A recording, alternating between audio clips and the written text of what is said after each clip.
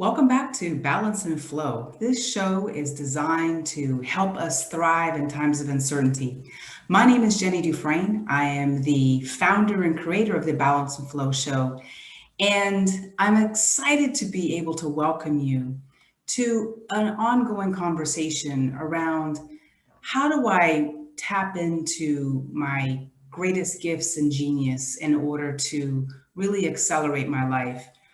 And if you were in episode 10 listening, you learned a little bit about the huge transformation and transition that our son and our family really has made over the last few months. But before we get into that, I just want to recap a couple of things. Life is all about not getting ready, it's all about staying ready. And what we discovered over the journey that I'll share with you that started March of this year, when our son was sent home to because of COVID, we really had to figure out what's next, what's going to happen. There's so much uncertainty, and I imagine if you're a parent and either you're now homeschooling your children or maybe you have adult children who return back to your house, it's a lot to really figure out, what to do and how to move forward. And so that's something that my family and I really had to tackle. So if you loved what you learned in episode 10 about making sure that you have a plan, you have to have a plan in life, and any leader and any team that looks to be successful and to thrive, you got to have a plan. Also, champions. Who's championing, that's a terrible word to say quickly, but who are the champions of that plan? Who are the champions of you? So if you're a leader that is currently leading a team and you're trying to really figure out, geez, how do I wrestle with my team is part remote and part are coming into our office every day, and we got to keep social distance and physical distance and keep things sanitized and clean. And oh my goodness, I have a bunch of my employees that are now, trying to figure out how to homeschool as well as work remotely. That's a lot. And so the first thing is have a plan. And second is have champions of that plan and also champions of your own progress, your own development. The other thing that's really important is you have to know your derailers. As I was sharing with the situation with our son, he didn't completely understand what were the things that would derail him from his plan. What were the things that would get in his way, the blocks? And in addition to those derailers, what would just take you off in the weeds and never allow that plan to happen? He also had to really understand what were the limiting beliefs? What were the beliefs that were popping up in his head that said he couldn't run from one side of our block to the next? What were the things that he believed about himself that were actually really limiting his success and limiting his progress? So those are the four kind of key lessons. Have a plan and work that plan. Have champions for whatever you're trying to do, whatever you're trying to change or transform. You have to have champions, people who've done it or people who are pushing you towards it. The next is know and understand your derailers. What will cause you to fall completely off your plan and actually never be able to get back to your plan? And then finally, what are the limiting beliefs? And those limiting beliefs often have something that sounds like I can't, or we've never been able to, or that's not something that I think I can do. Those are the kinds of sentence stems, if you will, that start your limiting beliefs. So if you love that, I think you're really going to enjoy today's show. Episode 11, we're going to talk more about what does it mean to be ready and what happens when be ready meets with opportunity. So if you love this show, please subscribe right now. Go right down below, subscribe, like this video, share with a friend. Just share with one friend. That's all I ask. That's my challenge for you. Share with one person who might find this beneficial. Just one. All I ask is just one. So be ready. So our son, 21 years old, came to us. He was well north of 250 pounds. I think he was close to 250, almost 260. He literally could not run from one end of our block to the next without being out of breath. And he had some real powerful limiting beliefs. He had gotten, just over time, like we all do, he'd gotten into a rut of not believing that he could master some things, master them physically, but more importantly, master them mentally. And so what I saw was a young person, and I'm sharing this through the lens of a young person, but honestly, it could be me. I have my own challenges, just like any leader. It could be you're leading a team. It could be you're trying to launch your business. It could be you've launched your business and now you're having to relaunch your business or pivot your business because of the environment we're in. It could be lots of things, but with him, he just didn't, maybe he didn't even have the heart. I don't know.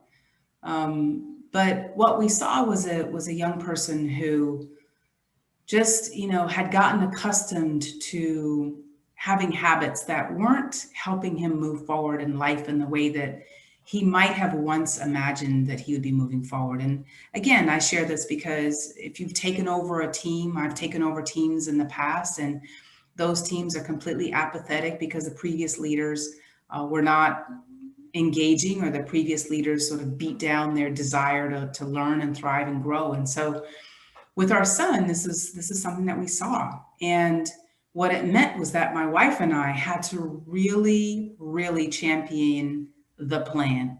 And the plan was that he had to lose almost 60 pounds because he wanted to go in the Marine Corps. So I may, if you're just now coming into the story, he wanted to enter the Marine Corps. I'm a veteran. I'm a Marine Corps veteran. My wife is a retired Army officer. And our son decided that he wanted to go in the military. And he chose the Marine Corps, which is the most difficult branch of the service. It is the most demanding branch of the service. It's also one of the smaller services. But that was his choice. Well, what he found out was when he walked into the recruiter's office back in March was that he was 60 plus pounds overweight. He was not physically conditioned. He could not do a pull-up. He could not do the run, and he could not do the crunches that were required for him to just hit the basics. So, gone are the stories and gone are the days of, a young person coming off the street, and just saying, hey, I want to raise my hand and join the military. Those days don't exist anymore. And the other thing that he had to do was he had to retake the ASVAB because his scores had lapsed from high school. So imagine he has all of those barriers essentially to success, right? And sometimes what I notice about leaders is that sometimes we look at all the barriers rather than the path to get to the point of success. And so, great, he knew everything that he had to prepare for. And I think that was pretty daunting, right? I know it was really daunting, actually. He had no idea how he was going to get from, being significantly overweight, not being able to run, not having the physical strength, and having to study on his own to take the ASVAB, to retake the ASVAB. So it was a lot. So we put a plan in place, and it was really my wife and I sitting with him and mapping out what he needed to do. And we are a military household, so I will tell you that it was not all beautiful roses and soft petals. It was not. And in fact, it was a little bit of probably what was necessary to be able to execute this plan. And our plan was relatively simple, but it's extraordinarily demanding. And I share this again, leaders always have huge things in front of them. And I think in a time of uncertainty like we're in now, that it's really, really difficult to figure out all of the things that need to happen to get your business back on track, to get your leadership, your teams back on track, to maybe get your leadership group back on track. There's a lot. So we laid out a plan. That plan involved study. You had to study 3 to 4 hours a day. And I will tell you that wasn't sexy, it wasn't exciting, and it certainly was filled with lots of boredom because it's hard.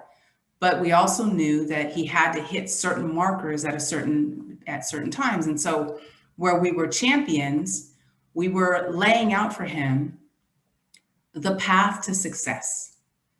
And the path to success meant that he had to commit a certain amount of time every day to build himself. So his day started about 5:30 in the morning. He had to get up. And so this is where having a process, a practice to develop the habits of success. And I'm talking a lot today about success, that comes as a result of working your plan, comes as a result of having champions, comes as a result of understanding your derailers and working on the other side of them, to accentuate your strengths, and also really tackling your limiting beliefs. So he had to get up at 5:30. The dog had to be walked. Even though he was a young man, he had responsibilities and chores because he was back under our roof. And so dog had to be walked. And then at 6 o'clock, he had to start his workout routine. And we had a workout routine that included cardio. So he had to start to run. And his first 3 or 4 weeks, he could barely run from one end of our block to the next without, slowing down to a shuffle. But we had to keep pushing. So my wife and I would literally be out on the porch, and our 10-year-old son would be out with us. Some days we would ride next to him. Some days I would run with him. But we were all together working towards his success. And that's really the idea of a team. And sometimes we forget when we're trying to build something or be successful in something, we forget that a team has to be part of that equation. It can't be just solo effort. Yes, he had to get out on the pavement every day and run and do those things, but it was really his champions which was the family, that was pushing him forward. After he did his workout, I became the green juice maker in the house. And so his meal routine was green juice, really 2 times a day, but he would start drinking it after his workout, would drink it all the way through to mid-afternoon. So that was sort of his meals, if you will. And after he showered and started his first green juice intake for the day, he then had to sit and study. Now, let me be clear. Sundays he sat and he fell asleep. And so his champions nudged him, prodded him, cajoled him, jumped on him. We did all kinds of things to get him moving forward. And I share that. Obviously, this is our child, our son, so it's a little bit different process than you may be able to do as a leader of teams. But the idea is still the same, is that this is a level of accountability. And accountability is something that we're moving more and more away from in leadership and in team development. People have to be accountable for results. They have to be accountable for working the plan. And so that was our accountability. We would make sure that, hey, at this time you have to be doing this particular set of work or these activities, these actions. And if he wasn't, there was inquiry. What's going on? What do you need to get on? You need to get on task. And in his case, he needed lots of reminders often. And this isn't to speak poorly of him. It's to share the lessons of what it takes to be successful. What does it take to find a plan, to execute a plan, and to come out at the other side ready and prepared when the opportunity presents itself. So we went through that process for starting at the end of March. We started that process. He had to get a scale. We had to weigh him to make sure that, again, that's that accountability. We wrote down the weight. He also had a limiting belief that he needed to have certain kinds of food. So he had been very familiar with junk food. And so we had a few times when he fell off the wagon. That was his derailer.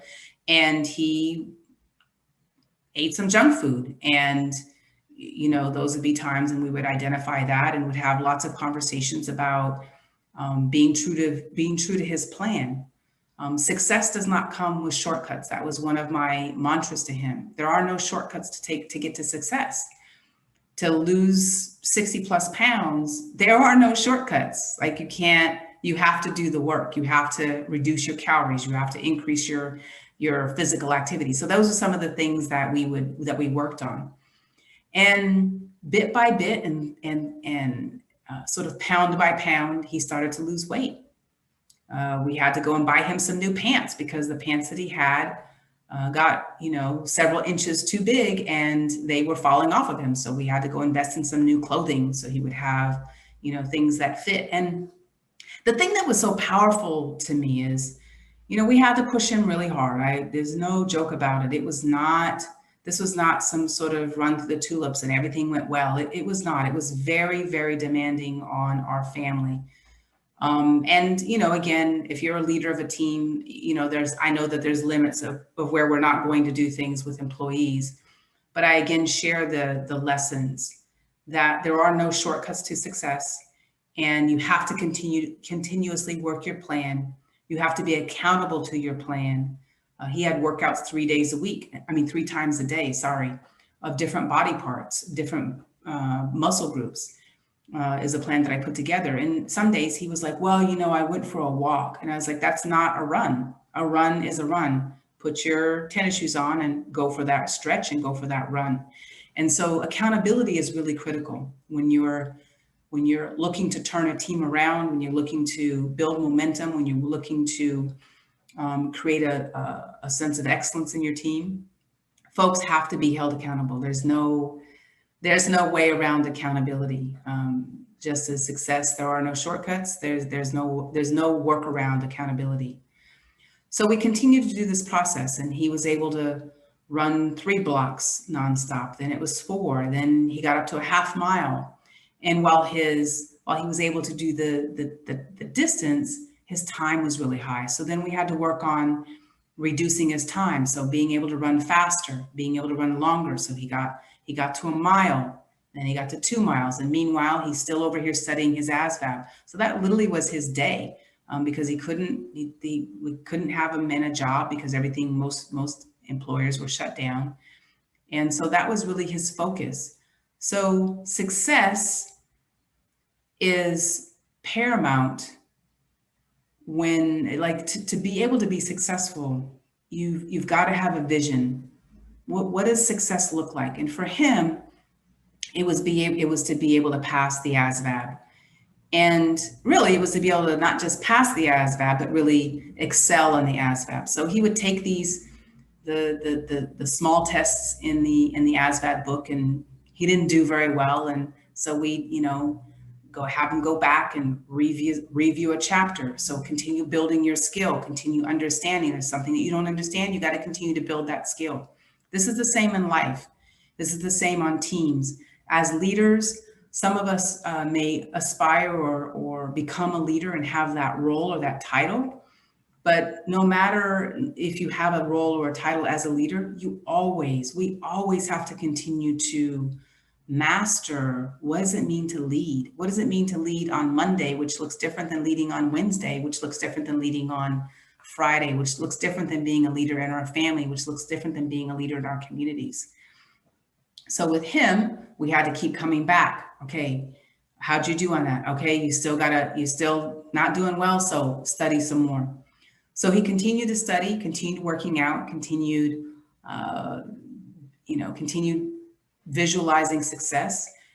We had to work on, those limiting beliefs that got in the way, that would have gotten in the way of success in boot camp. I'm a former Marine, so I know that there are certain behaviors and attitudes and character development that is necessary in order to earn the title United States Marine. And so we would have those discussions, and we would have sometimes real practical lessons of what that looked like. And so he continued to work. And we, as his champions, as he started to get momentum, as he started to build the habits of success, as he started to see progress, as he started to see himself differently, we were able to back off a little bit. And again, I share this with leaders. If you're helping someone to develop, there's a time when you really have to be kind of very present to them and really communicating what success looks like, communicating and reinforcing what mission vision is of your organization. And so we did those kinds of things with our son. And so it came the time, and he had to take they went to his recruiter. This is a couple months later, and they were shocked at the progress that he had made. They were very surprised at the weight loss that happened. And within a couple of months, he'd lost about 30 pounds, and continued to work at that. And so it was his time to take his ASVAB. So he had to get the ASVAB taken. And he took a home-based ASVAB test and scored like in the top 5% of the population. So he did very, very, very well. But it was at home. And so, of course, he had to then be able to take that whatever he had learned and go and take the ASVAB test at the recruiter's office. And so he did. He went to the recruiter's office. He took the first test, and he scored so high that they actually had him take a second test. And the second test, he scored a little bit lower, but with all of that diligence, all of that preparation, success met opportunity. And for him, he scored well enough to be able to have the opportunity to select some of the best career opportunities in the Marine Corps.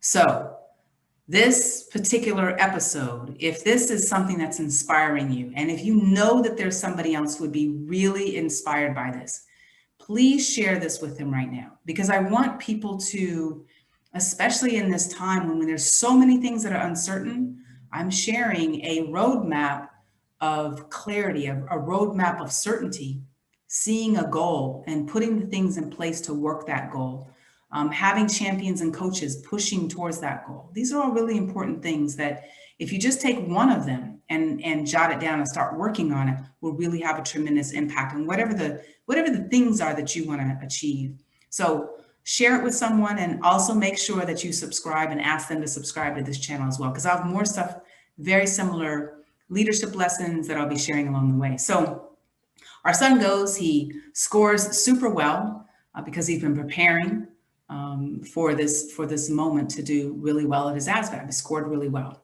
And then they did some tests around his physical readiness. So he wasn't quite there yet. So he came back.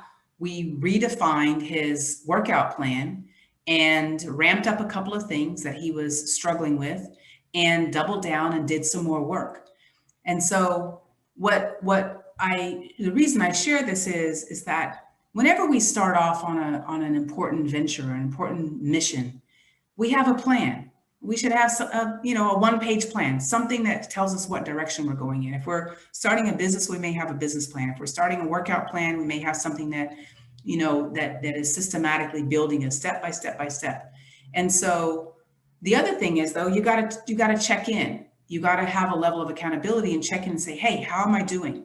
I've mastered this, but I'm not doing as well here. Let me reconfigure my plan. Let me revise my plan and focus more in this particular area. So he did that. And his 1 mile, being able to run 1 mile, turned into 2 miles, turned into 3 miles, all the way up to 6 miles. And his goal in terms of his run time was to run an 8-minute mile. And that was really to run several 8-minute miles. And so that was another tweaking. So he started to get in there and be able to reduce his time from 15 minutes for a mile to 10 minutes for a mile to 9 minutes for a mile, and to be able to run for 3 miles at a 9-minute mile. So he really started to work. And the thing that I saw, and the thing that we got to celebrate, is those limiting beliefs that he carried about his potential, his capacity, his opportunity, his future. It began to transform into hope, into excitement. He started to walk a little bit taller. He started to be a lot more confident, not just a little more confident. He became much, much more confident. And as we continue to measure his success, as we continue to write on the wall the weight loss that he was experiencing, he began to really change. He began to transform. Our family began to transform because his spirit, his energy, his enthusiasm, his confidence really began to come to light. And when leaders work with teams, And when in one of our businesses, when I'm working with teams across the globe, confidence comes when people see the success. Confidence comes when we're celebrating the successes. Confidence comes when we're measuring where we were and where we are. Those are huge confidence boosters. And the more people feel confidence and confident, the more momentum you get in an endeavor. And with the case of our son, the more confident he became, it seemed like the faster he ran, the more confident he became. He was doing more pull-ups, and they have to do dead hang pull-ups. So he started getting stronger. He started being able to do more crunches, and success just began to get more success and more success and more success. And so here's how his preparation, his get ready and stay ready met with opportunity. His first shipment date, so he ended up being able to get into the delayed entry program, where he would continue to work out with the Marines and do that as he waited for his shipment date to boot camp. His first shipment date was March 2021, so a clear year away. As he continued to work and demonstrate success, his shipment date was moved to November of 2020. And he kept working hard. His preparation, his success, his mastering the ASVAB then his recruiters moved his date to October of 2020.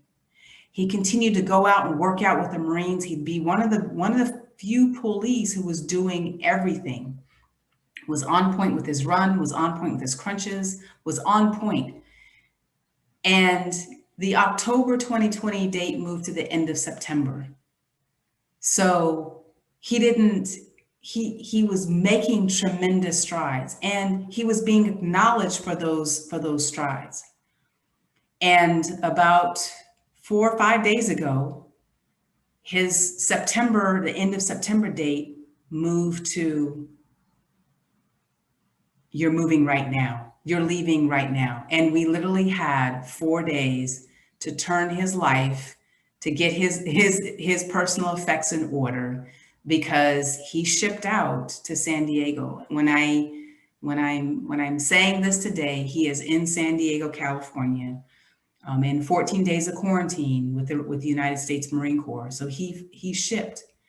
And so this is really, I hope it's an inspiration that when you are putting a plan in place, when you're mastering those things that might derail you from your plan, when you're really tackling those limiting beliefs, when you have a team of champions who are pushing you forward, and you have something that is tangible, you're holding yourself accountable, or you're holding your team accountable, that when the opportunity to move or to transform or to take on a new opportunity, when that opportunity presents itself, you are already ready for it. And so in the case of our son, Byron, all of his work accelerated the opportunity for him to be able to ship off to boot camp and work now on the next big goal, which is to earn the title United States Marine. So I know we're super proud of him. I know there's a new plan now in place, right? So we start the process all over again. There's a new plan. How do you get through 16 weeks of boot camp? There's a new plan. There are champions and his drill instructors and some of his other recruits. There will definitely be some derailers. And those derailers are things that he has to address in his limiting beliefs. It's scary to go to boot camp. For anyone who's ever gone there, it's scary. All of your fears and your doubts come right to the fore. But this is hopefully for any of you who lead teams, who even lead your own team in your household, which is what we were doing. I hope this gives you a roadmap that success, there are no shortcuts. You have to have a plan. You have to have champions. There is no such thing as success all by yourself. You have to have champions. The bigger the goal, the bigger the opportunities for breakdowns, and the bigger it is for you to have success. And so you've got to have champions. You got to tackle those limiting beliefs. Wherever you hear yourself say, I can't, I don't know how, I'll never, this isn't going to work. The moment you hear those happen, you got to flip them on edge and turn them into positive. So my name is Jenny DuFresne, the founder of Balance and Flow. Check me out at leaderstransform.com. We have some great materials, great opportunities for you. Make sure you share this with someone. Like and subscribe this channel. I have more juicy stuff. We have great guests coming on to talk more about leadership and thriving in times of uncertainty. Thank you so much. Please drop some comments below. I'd love to hear how this resonated for you and what you might find yourself being able to do. Just take one thing from this whole discussion. What's one thing that you might apply to your life? Thank you so much. And I look forward to seeing you on episode 12. Take care.